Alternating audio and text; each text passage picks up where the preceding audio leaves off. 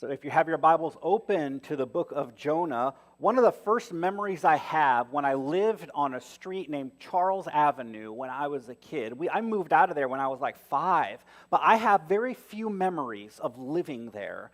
One of them was we had a babysitter that lived about a street behind us. And I don't remember her name, but I remember one thing, that she had goldfish. And the reason why I remember that is the only thing we were allowed to do, that I remember, was to sit on her couch and watch the goldfish.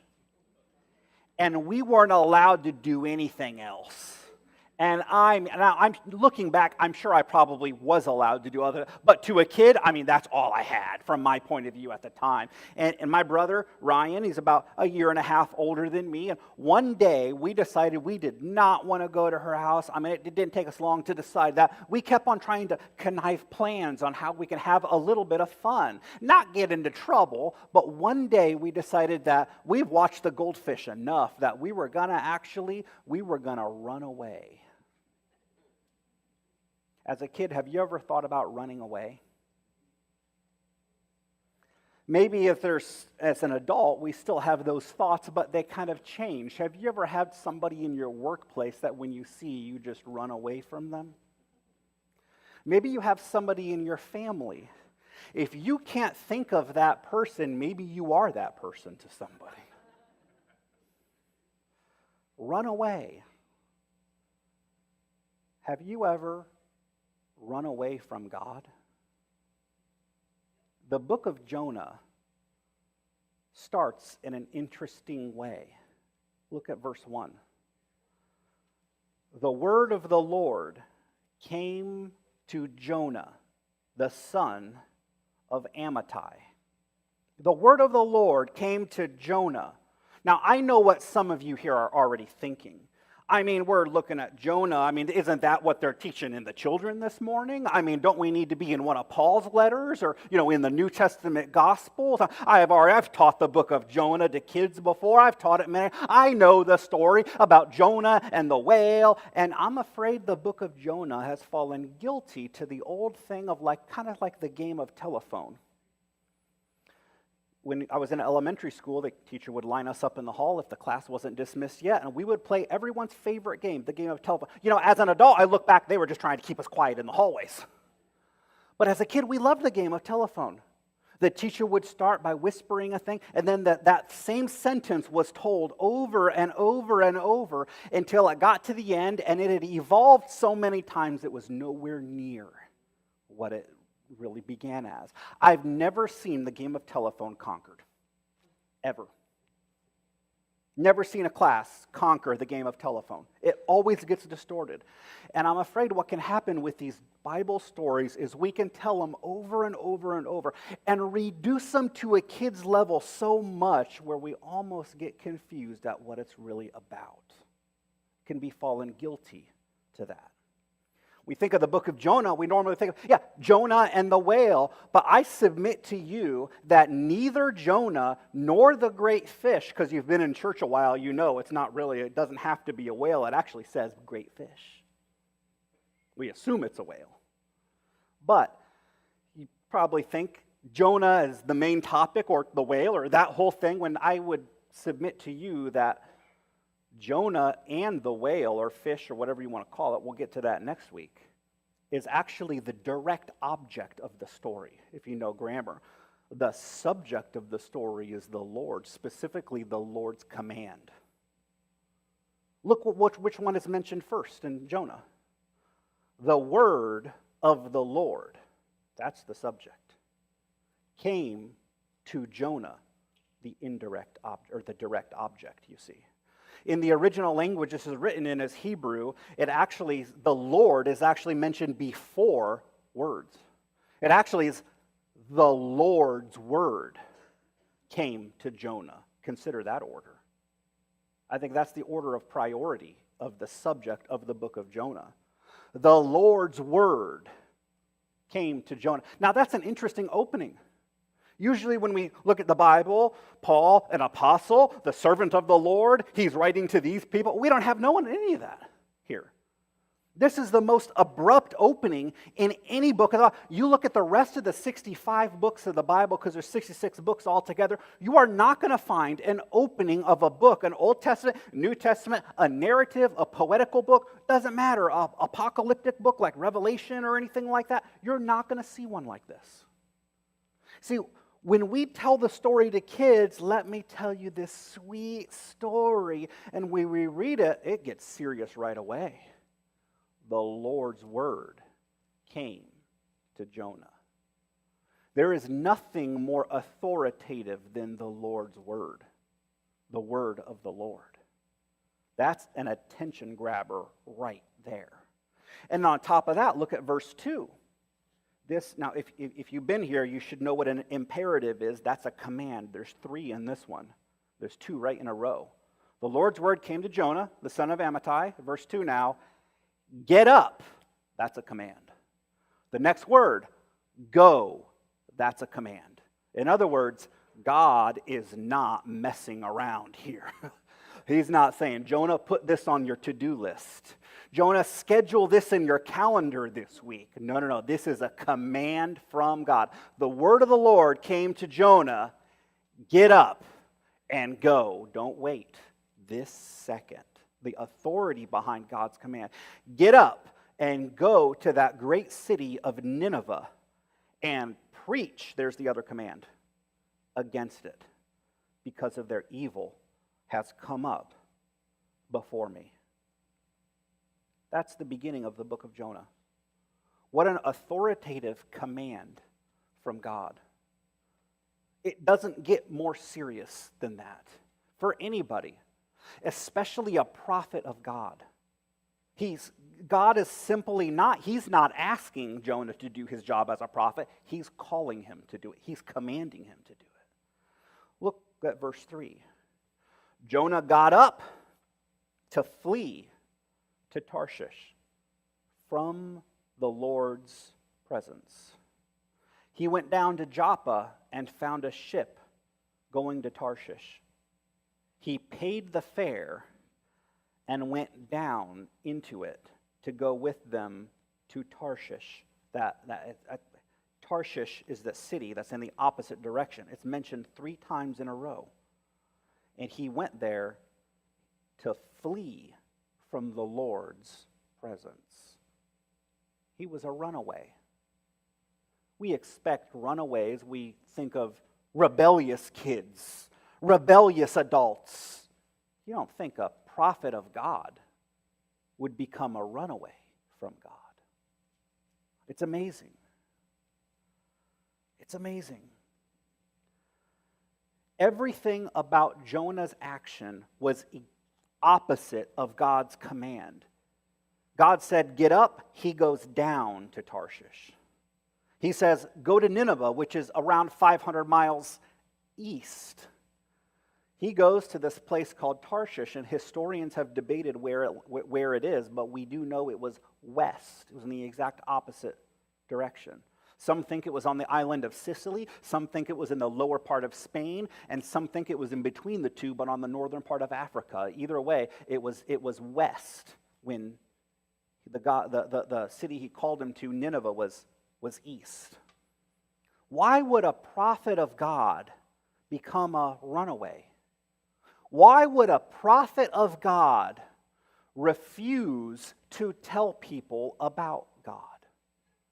He said, arise, get up, go to Nineveh, the great city, and preach against it. Well, Jonah's done that before. He's a prophet. He wants him to go to Nineveh. Why would a prophet of God refuse to tell people about God? At this time, the whole nation of Israel had become very inward focused. A common word today to describe this is called it's not an inappropriate word, but it's a strong word, okay? So it's not swearing or anything. It's called a bigot. Have you ever heard of bigot before? Probably heard it before. Here's what it means. Someone who's strongly partial to their own group, to their own race, to their own religion. Well, if you're not one of us, you're the enemy. That was the attitude Jonah had toward the Ninevites. The whole nation of Israel at this time had that attitude. Jonah's simply a representative. But Jonah had that attitude. You see, the city of Nineveh was not a city filled with Hebrews like he was. The city of Nineveh was filled with Assyrians, the enemies of Israel.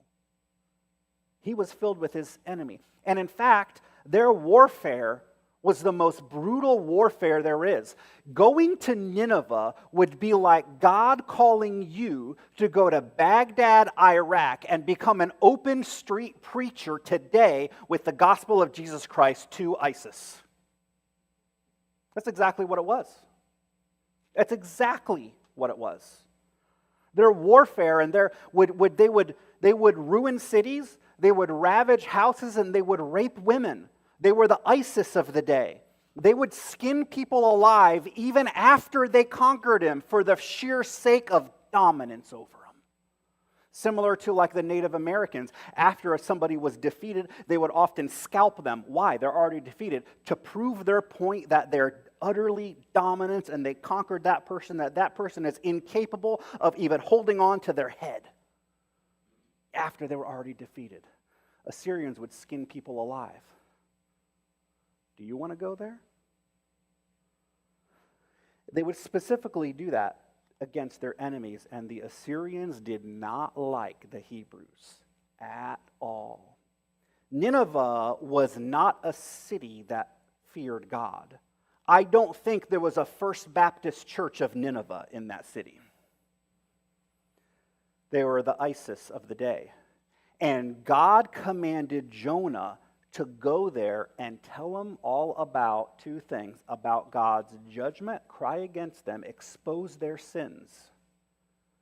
And along with that came telling them about God's grace. It's not really a message that is naturally in somebody.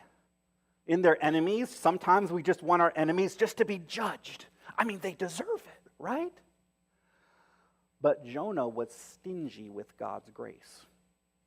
He was stingy with God's grace. He wanted nothing to do with it. He went the complete opposite way. He found a ship going to, the word found, it means he was looking for him. And he found a ship going to Tarshish the opposite way.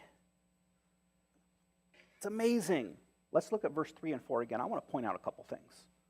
Jonah got up to flee to Tarshish from the Lord's presence.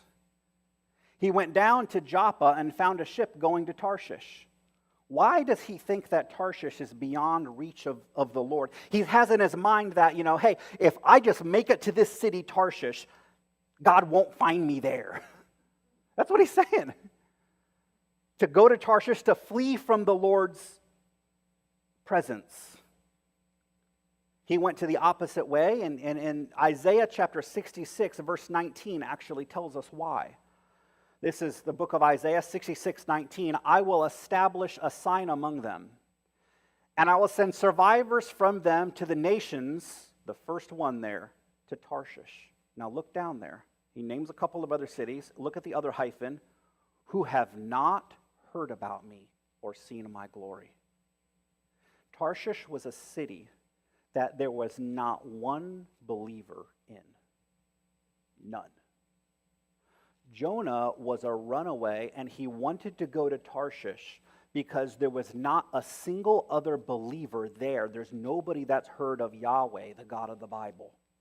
There's no Jewish person. There's nobody that's ever heard of God, and he never wanted to be reminded of God again. He wanted to go to a place where he had no accountability, where nobody could ever ask him about God, and he was going to keep God to himself and quietly hide out and hunker down for the rest of his life. God, I want to go to a place where nobody knows you because I'm running away from your presence. But Jonah was not getting away that easy. Jonah's true goal was to run away from the Lord's presence. When it said he paid the fare and went down into it, it's amazing the great lengths Jonah went to for this. When in verse 4, or for verse 3, I'm going to nerd out a little bit here, stay with me. He paid the fare and went down into it. When the he paid is masculine in the original language, but when it says he paid the fare, the word fare is feminine. How many of you have a car that you've ever personified and called a girl before? Come on, old girl, hold together. That a girl. We do that, don't we? They do it with ships too. And they did it back then. He found a ship and paid her fare. Do you know what that implies? It implies, maybe you've heard this before, that Jonah bought a ticket on a ship. Oh no, Jonah rented the whole ship. He says, this ship's already going to Tarshish. I'm going to rent the whole ship. I'm going to pay for the captain and all of the crew. This is now my ship. It's my private ship.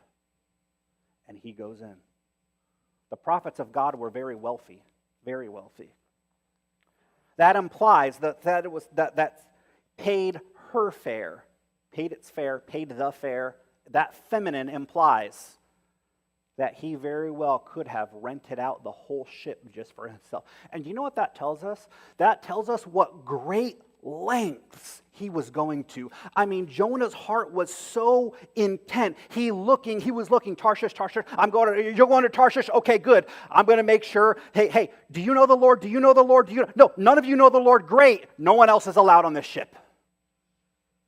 I'm renting out the whole ship. He made sure that not only he was going to a place that people didn't know the Lord, he made sure that all of the crew did not know the Lord, and he didn't want anybody else to step foot on that boat. He made sure of it. He made sure of it. But he wasn't getting away that easy. Look at verse 4. But the Lord threw a great wind onto the sea, and such a great storm arose on the sea that the ship threatened to break apart. Now, I know what some of you are thinking. This is a sweet book of Jonah and the whale. It's such a cute, pretty book. The 4th verse is already people's lives in danger. This book is amazing. I mean, it got serious real quick. That escalated quickly, didn't it? We're on the 4th verse and everyone's about to die. Experienced sailors, they didn't know how to navigate the storm because the Lord threw a great wind on the sea. He wasn't letting Jonah get away. And such a great storm that rose on the sea that the ship threatened to break apart. Jonah thought he was going to hide out in Tarshish, and he was going to rent a boat and get on that boat to escape. And the fact that God sent the storm, you know what he's telling Jonah? I am inescapable, Jonah. God is inescapable. There's nowhere that you can go to hide from God. There's no place you can be where you are away from God that he does not see. He doesn't need night vision goggles to see you in the dark. He doesn't need a GPS system to know exactly where you are and what you're doing. You cannot hide or run from God. God is inescapable. Jonah forgot about Psalm 139, verses 7 through 10. Lord, where can I go to escape your spirit? Where can I flee from your presence? If I go up to heaven, you're there. If I make my bed in Sheol, you are there. If I live at the eastern horizon or settle on the western limits, he said east, he's going west. Even there, your hand will lead me, and your hand will hold on to me. God is inescapable. So what happens now? This ship's about to break apart. This is a very serious storm. What's the scene now? Verse 5. And the sailors were afraid, and each cried out to his God. We know these are not the real God that they're crying to, that they're praying to. And they threw the ship's cargo into the sea to lighten the load. Meanwhile, Jonah had gone down to the lowest part of the vessel and stretched out and had fallen into a deep sleep. It's amazing. Sometimes as believers, we think if I just disobey God, if I just run from God a little bit, hey, I'm still more spiritual than other people. I mean, I'm certainly more spiritual than unbelievers. I mean, I don't have to obey God in that. Yet when believers disobey God, even unbelievers put them to shame in religion. Did you know that? You have the prophet of God sleeping and the unbelievers are praying. It's a complete role reversal. Complete role reversal. They are putting Jonah to shame right now. And it gets even worse. They're going to lecture Jonah on morals here in a bit. The prophet of God. These people that don't know God. The pagans are praying and the prophet is sleeping. Pagans are trying to get close to their God. My false God, come close. Jonah's running from his, wants him distant. A runaway believer makes even the pagans look good. And when you run from God, you are both the problem and you're the solution when you run from God. Let's continue reading. The lost people were praying to their gods. Jonah was asleep. Verse 6. The captain approached Jonah and said, "What are you doing sound asleep? Get up, call to your God." That's kind of a rude awakening, isn't it? It's not really polite. He wasn't saying, "Jonah, some fish flew aboard in the storm and we made you some dinner." No. The captain comes down to, "What are you doing asleep? Get up, call on your God. Maybe this God will consider us that we won't perish." He doesn't know who he is. Come and pray to your God. These were polytheists. That means they believed in many gods. Verse 7. "Come on," the sailors said to each other. "Let's cast lots." It's basically like throwing dice there. They want to figure out what's going on. Whose fault is this? I mean, in other words, think about this. These sailors, it was not their first time sailing. They had that ship. They probably made the trip many times. They know how to read the weather. They knew all about that phrase, "Red sky in the morning, sailors take warning. Red sky at night, sailors delight." How many of you ever heard that before, right? Listen, they knew all the ins and outs. They knew when a storm was a natural storm is coming, and they knew when a storm that was supernatural, that wasn't supposed to happen today. This has to be because of God. They already knew the origin of this storm was sent by a divine origin. That's why they were praying. That's why they realized we're not going to be able to do it. So they decide, whose fault is this? Whose God has done this to us? And they started casting lots in verse 7. So they cast the lots and they singled out Jonah. It fell on Jonah. I mean, can't you just hear, dun, dun, dun? It's amazing.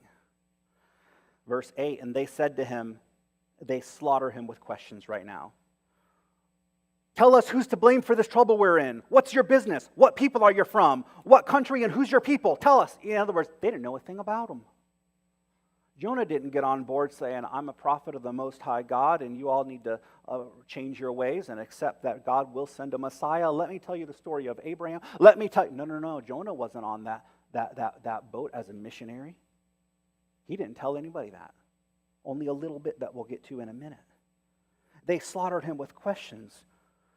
"What's your business? Where you come from? Where's your country? What people are you from?" Now, I don't know if you've noticed, Jonah hasn't said a word yet. He hasn't said a word in this book. Until verse 9. He answered him, the first time Jonah speaks, "I am a Hebrew. I worship the Lord, the God of heavens, who made the sea and the dry land." You know, for the first word that Jonah speaks, this may not look like anything in English, but in Hebrew it's significant because the first word in Jonah speaks is the very middle of the first chapter. There's 94 Hebrew words before it. There's 94 Hebrew words after it. The middle is often important. Do you want to know why also that I believe that Jonah is the direct object of this whole book and not the main subject? Jonah is the direct object, and God and his commission is the main subject, because it's also in the middle of the book in Jonah chapter 3, verse 1 that we'll get to. It's the exact same commission that he says in verse 1 of chapter 1. "Arise, go to Nineveh, that great city, and cry out against it." When you're reading this in the original language, you see that, and that has meaning in that culture. That's the way they wrote. So the fact that Jonah's first words, this whole rebellion, has been silent. He was giving God the silent treatment. Maybe you're here and you're thinking, I've never said no to God. God, when have I ever said no? God's never put something on and I've said, no, I'm not going to do that. Oh, that's not how we say no to God, though. That's not how we say no to God. I'm not asking you if you've ever said no to God with your words in an audible voice. Maybe you're praying and you say, God, no. I would highly doubt if there's anybody here that's done that. But have you ever objected to God not verbally but non-verbally? That's what Jonah's entire protest is non-verbal so far. The first time he speaks is in verse 9. His whole protest was nonverbal. He didn't say anything back to God. In fact, even here, he's not talking to God. He's talking to the sailors. He simply flees his commission without comment, without explanation. Have you ever had someone tell you to do something, and then in your mind you're thinking, well, that's the most ridiculous thing I've ever heard, but you don't say it, you just say, and walk away, and you walk away thinking, I'm not doing that. I'm never speaking of that again. You just ignore it. That's what Jonah did. He didn't verbally object to God. It was a nonverbal protest. It was a silent treatment. That's exactly what happened here. Jonah heard the command, and then you know what he had thought of? He heard the command, God, I hear what you say, but then I started thinking afterwards, and then reality set in, and God, I know you want me to do that, but what would that really look like in my life if I did that? That would really, once reality sets in, how many decisions have you talked yourself out of without saying no to God? Verbally, but non-verbally. You have. Jonah would say, well, reality set in. It's awfully dangerous there. That's not going to work for me. But he never said a word. Have you ever had God clearly speak to you and put something on your heart, whether you're reading the Bible, whether you've seen something on in somebody's life, or maybe even during a church service when you're hearing the teaching and preaching of God's word, that you know that God is clearly putting something in your heart. But then you go home and you go back to your life and reality sets in and maybe I shouldn't say something to my spouse about that. Would kind of change our lives. Maybe that's not really that practical. I'm just not going to say anything of what God was putting on my heart. Runaway. That's Jonah. Silent to God's command. Get back home, we get to our regular lives. Reality sets in and we come to the conclusion, now we don't say this, but we can come to the conclusion that obeying God is impractical. And we can say that with our actions. That's what Jonah did. That thinking that's just not going to work for me. First time he speaks is in verse 9. Not responding to God's prompt is saying no to God. That's what we need to realize this morning. If God is prompting you in your heart, or if he has, if you fail to respond to that prompt, then that is saying no to God. Saying no to God does not have to be a verbal no. You don't have to rent a boat and go the opposite way. Just simply failing to respond to God's prompting in your life is saying no to God. Have you ever been a runaway? He protested in silence, gave God the silent treatment, and boy, was he in trouble for it. Finally, he speaks in the center of chapter 1. I'm a Hebrew. I worship the Lord, the God of heavens, who made the sea and the dry land. Look at what they said. The sailors responded, verse 10. Then the men were seized by great fear. In other words, Jonah wasn't scared the whole time, but the unbelievers were scared that he disobeyed God. The role reversal continues. And they told him, they said to him, verse 10, "What is this that you've done?" Even the unbelievers knew that he was wrong. The unbelievers had a higher moral compass than the prophet in this chapter. They start lecturing Jonah on what's right and wrong. "What is this that you've done?" They knew that he was fleeing from the Lord's presence because he told them. He fills that in. Verse 11, "So they said to him, 'What should we do to you so that the sea will calm down for us?'" In other words, they realize, Jonah, you're still going to be in trouble. But man, why'd you bring this on us? Another trick we fall for is when we think running from God only concerns us, that it doesn't drag others into the equation. Oh yes, it does. It hurts others as well. Every prompt you fail to respond to God affects other people. This whole book is what's called a commission narrative. And it's incredibly applicable for the church today. Are we going to obey God's commission? Are we just going to be silent and say no without saying no? Are you going to obey God's commission? If you don't think it's only going to affect you. No. The sailors, what shall we do to you that it's going to calm down for us? They're saying, Jonah, your problem is now our problem too. Our lives are in danger. The sea's getting worse, verse 12. He answered them, "Pick me up and throw me into the sea, that it will calm down to you, for I know I'm to blame for this great storm that's against you." Nevertheless, the men rowed hard to get the sea on land. They had some stubbornness in them too. They didn't want to do it. They actually had compassion on the man that put their life in danger. The sailors that were unbelievers, that worship pagan gods, had a higher moral compass still than Jonah. Jonah was fine putting their life in danger, but when they first said, "You're going to have to throw me overboard," well, we don't want to do that. We don't want to put you in danger. Well, let's try again and row hard. Still showing they had a higher moral compass than Jonah. But that did not work. They couldn't because the sea was raging with them more and more. Look at verse 14. This is the turning point in chapter 1, 14. "So they called out to the Lord." That's in all caps. That's Yahweh. These are the unbelievers realized, hey, my God didn't answer. Did yours? No. Captain, did yours? No. First mate, did it? Did your God hear? No. Second mate, it's like, do I have to answer? Look, the storm's going out there. They realized all their gods did not answer. But this man who's Jonah, his God is the reason why we're in the storm. His God's the real God. And finally, what happens here is these pagan sailors were converted. Look at verse 14.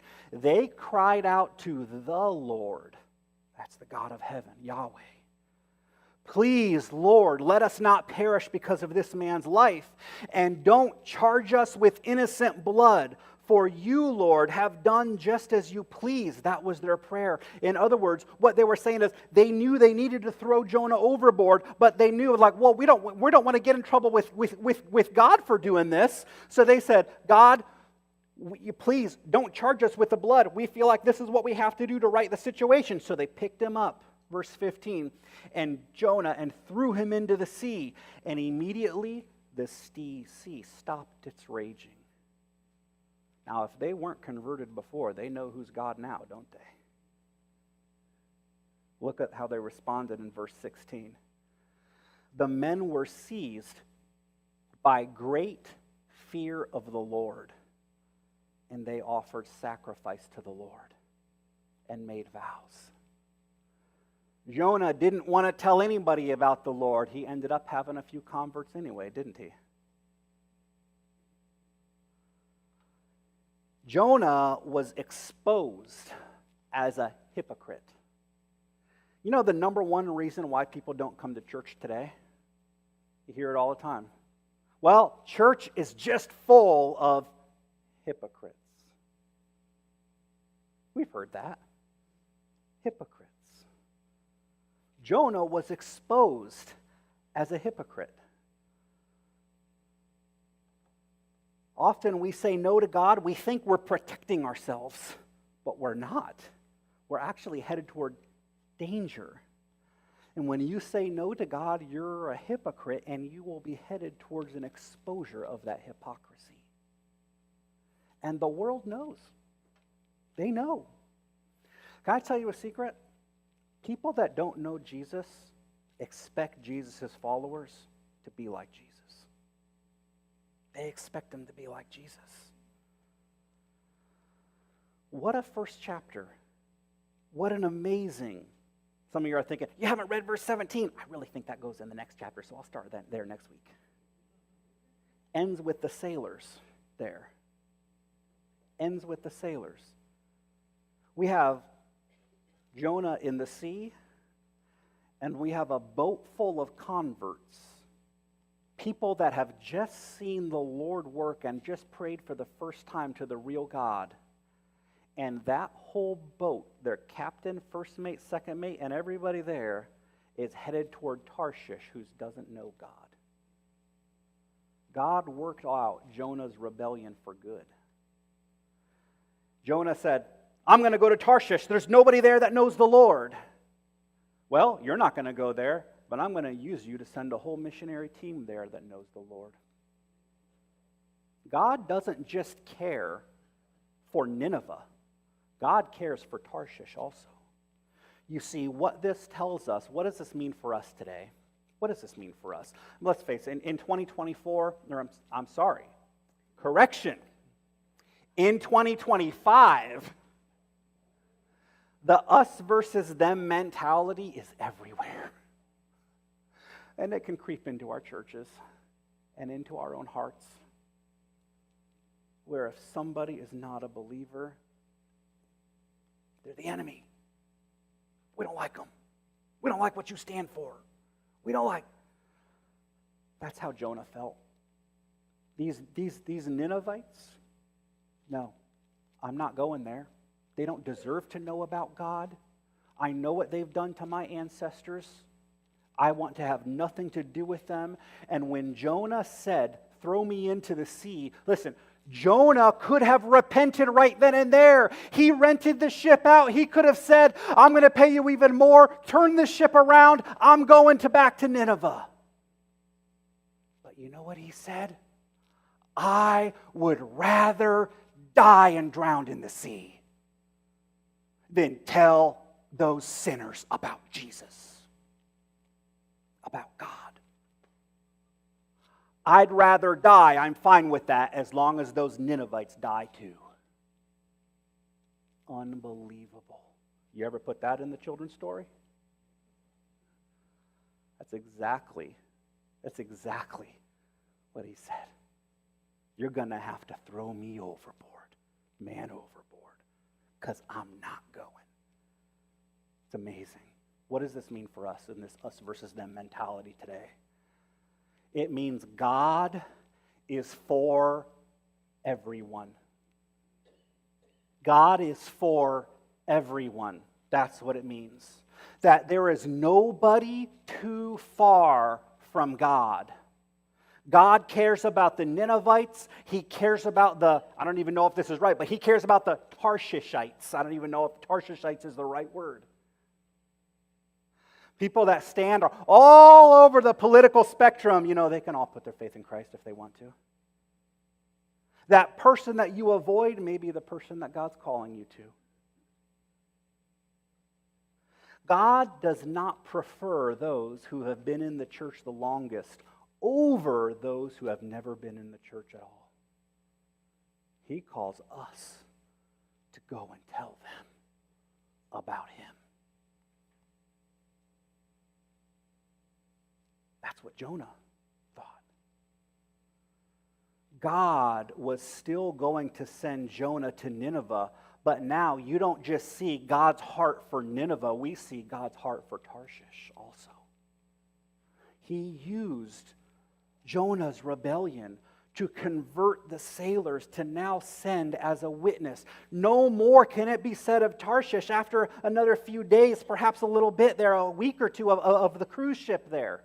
No more can it be said that there's nobody in Tarshish that knows the Lord.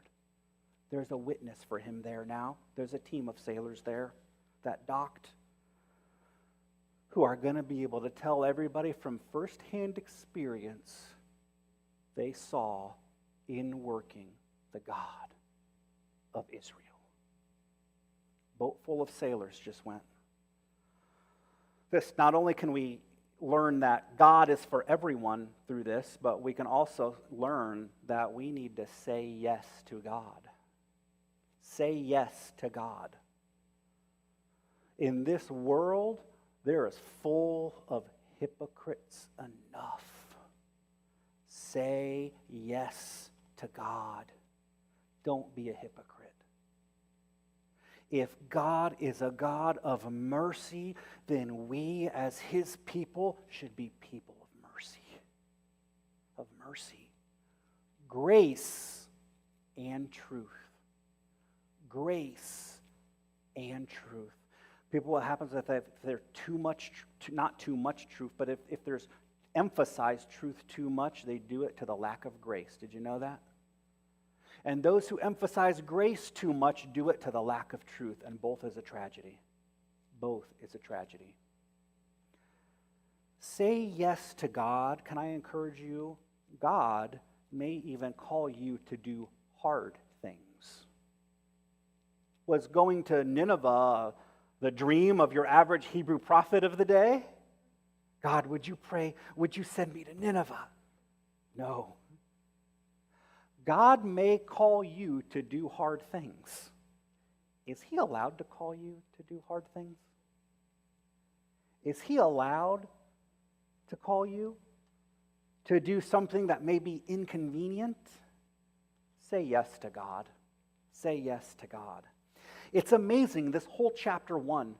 If you read the book of Matthew in chapter 8, there's a parallel scene there. It's a parallel scene in that Jesus is asleep on a boat during a storm. It's amazing. This is called a type scene, where scenes parallel each other. And in Matthew chapter 8, Jesus and his disciples enter a boat. The people want them to stay. They say no. They enter a boat and leave and go the opposite direction. And then before you know it, they're heading in the opposite direction on a boat. They encounter a violent storm also. All the disciples are trying to fix everything on the ship and they can't. But Jesus was in the bottom of the ship sleeping, wasn't he? Finally, one of them comes to Jesus. Jesus, you don't care that we're about to die? Oh, that's a rude awakening, isn't it? Similar to the Jonah one. Both were experienced sailors that couldn't weather the storm. Both Jesus and Jonah were asleep on the bottom of the boat during the storm. And both were rudely awoken by their shipmates. In both stories, God calmed the sea. Also, Jesus got up and said, "Peace be still." There, Jonah was sent overboard, but either way, God calmed the sea. In both stories, the shipmates were struck in fear of the Lord as a result of it. It's amazing. But there's one difference between them, a major difference, mainly between Jonah and Jesus. Jonah's sleep and now descent in the ocean was motivated by a desire to escape his calling. But Jesus' sleep, and when he was crucified on the cross, descent into death and then raise up again, was motivated by a desire to embrace his calling. They both had tough callings. Jonah said no. Jesus said yes to the tough calling. Jonah was merciless toward the people of Nineveh. He had no mercy whatsoever. He didn't want to have mercy. His heart was hard towards them. They get what they deserve, was his attitude. Jonah did not want to preach God's judgment and mercy to the people of Nineveh, and he was stingy with God's grace. Yet Jesus is full of love and peace and mercy towards anyone who believes on him. After Jesus died on the cross and resurrected, he told his followers to go and tell the entire world about him. Go and tell everyone. That included both Tarshish and Nineveh again, you see. Jesus was not stingy with God's grace. Romans chapter 10 says there's no distinction between the Jew and the Greek. In other words, now that we read that today, the Jew and the Greek, in that time, you were either a Roman citizen or not, according to the Romans. And in that time, according to the Jewish people, you were either a Jew or you weren't. And there was this big division there, the Jews and the Greeks. And Paul's writing to the Roman church, and it says, it doesn't matter. The same God is rich upon anyone who calls upon him. God is not stingy with his grace. Are you stingy with his grace? Who have you not forgiven?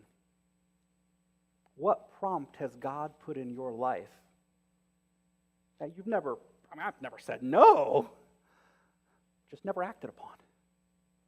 We can protest silently and not even realize it sometimes. The good news is it doesn't matter. You may be on a ship to Tarshish right now in your life and saying no to God, and you may, God, can I tell you this? You may be in the depth throw. I'm already thrown overboard. You don't understand. Can I tell you, God can still use you? It's never too late to say yes to God. Never. It's never too late to get on board with his mission. Ever. Even the mistakes that you've made, God will use them for good, just like he converted those sailors in your life. Why? Because God is not stingy with his mercy. Let's pray. Father.